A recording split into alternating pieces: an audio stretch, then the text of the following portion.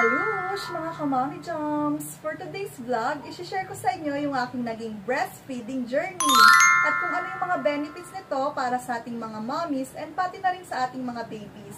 Kung ikaw ay first time mom at bago lang sa aking channel, please watch, share, like and subscribe para maging updated ka sa mga next videos ko.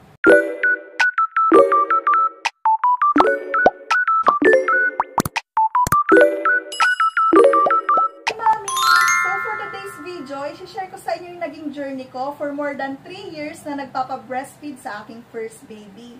I'm not an expert about this topic, pero i-share ko lang sa inyo yung mga naging experience ko by myself bilang isang first-time mom.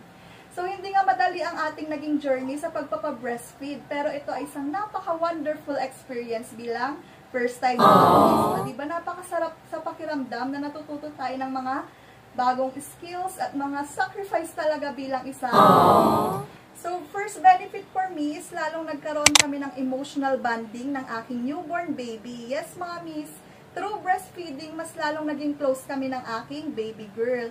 Iba talaga yung connection nyo kapag talagang ikaw mismo yung nagpapa-breastfeed sa iyong baby.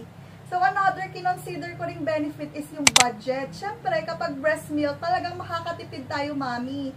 When it comes financially, talaga namang libre ang ating pagbe-breastfeed. So, ayan. Time and effort nga lang talaga yung puhunan sa pagbe-breastfeed. Pero when it comes to financially, compared sa mga bottled milk, talaga namang free ang ating breast milk. Wow! Kaya naman laking tipid din natin. Instead of pambili ng milk, we can buy another things and needs na para kay baby. And then another kinonsider ko na benefits is yung reducing of our health diseases. Siyempre, kapag nagpapa-breastfeed tayo, meron tong antibodies. So, according to research, mas nagiging safe tayong mga breastfeeding moms against ovarian cancer and of course, breast cancer dahil nga meron ng antibodies ang ating mga breast milk na nagpro-protect sa ating bodies and maging kay baby.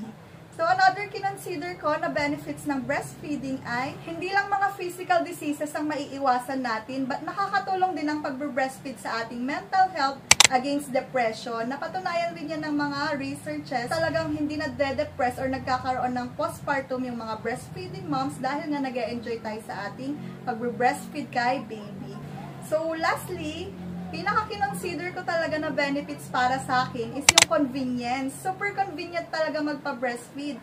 Dahil during my first week after manganak, trinay din namin mag-mix feeding and nagpapa-bottle feed nga kami. Pero, kahit madaling araw or gabi, kailangan mo pa talagang magtimpla, kailangan mong tumayo, kailangan mong mag-wash and mag-sterilize ng mga bottles. Unlike breastfeeding na talaga namang isang higa mo lang, anywhere, kahit saan, di ba, pwede kang magpa-breastfeed. Kailangan mo lang dyan ng mga breastfeeding outfits, saka yung mga handkerchief, pantakip kung nasa public places tayo. Pero para sa akin talaga, super convenient magpa-breastfeed anywhere.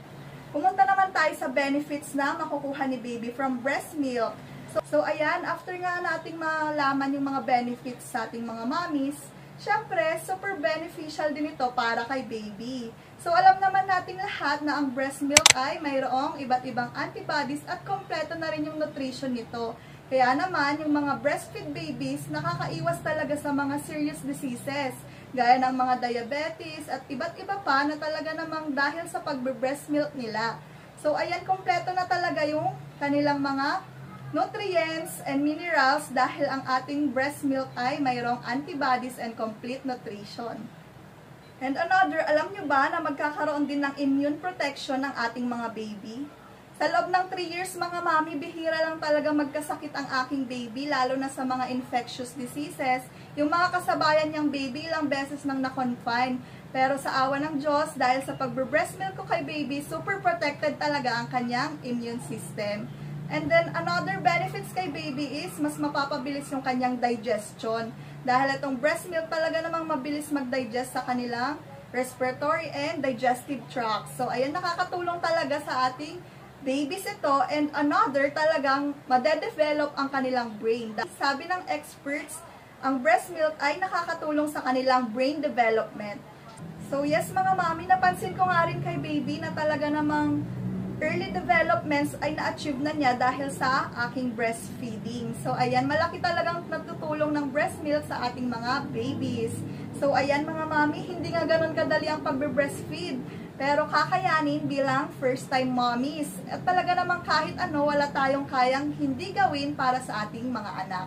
So, ayan, hanggang dyan na lang yung aking mga sharing tungkol sa aking journey. Please watch, like, share, and subscribe. Bye!